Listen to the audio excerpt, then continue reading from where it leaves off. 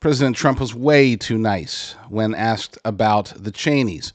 The president appeared on Greg Kelly's show on Newsmax Tuesday, and Greg Kelly insinuated, I would say rightly so, that the Cheneys were not just attacking President Trump, that they were actually calling for the president's assassination.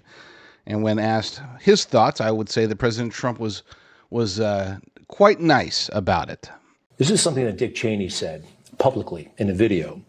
He said, in our nation's 246-year history, there has never been an individual who is a greater threat to our republic than Donald Trump.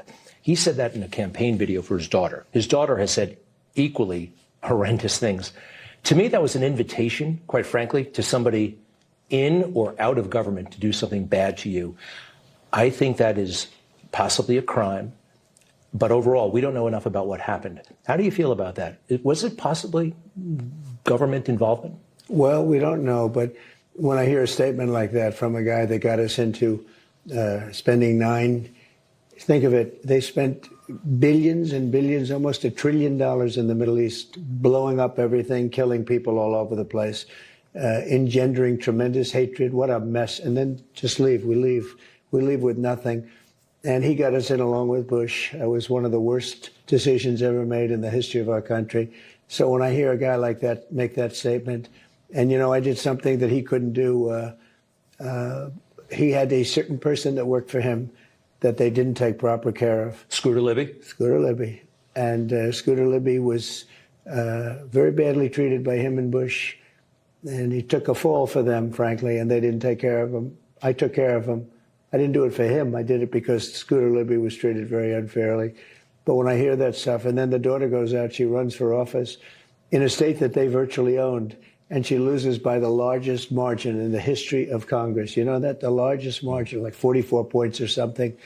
And they've got to screw loose. They've got to screw loose. Now, sure. I mean, he hit Liz Cheney. He hit Dick Cheney with things, but these were minor things. I mean, we are talking about Liz and Dick Cheney here. These are two people who are arguably amongst the most evil people to ever serve in politics in Washington, D.C. in our history.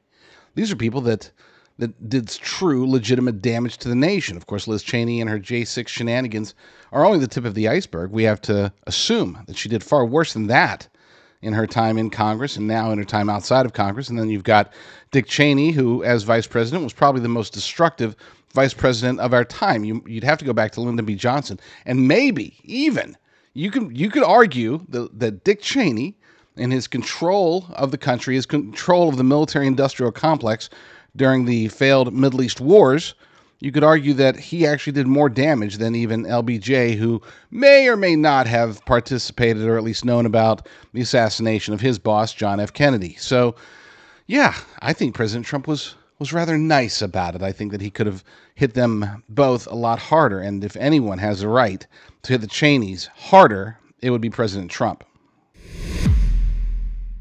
Thank you so much for watching that video. If you have not already, now would be a great time for you to subscribe and to give me a thumbs up. It's just a couple of clicks, but it dramatically helps me, my family, and of course it helps the United States of America.